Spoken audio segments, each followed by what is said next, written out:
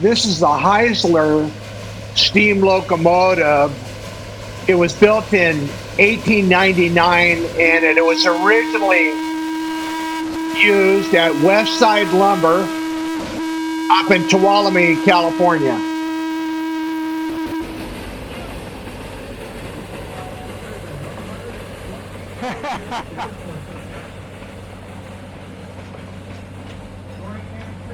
This was filmed on October 28th, and it was a really busy day at Roaring Camp. You can see there's quite a few people on the train.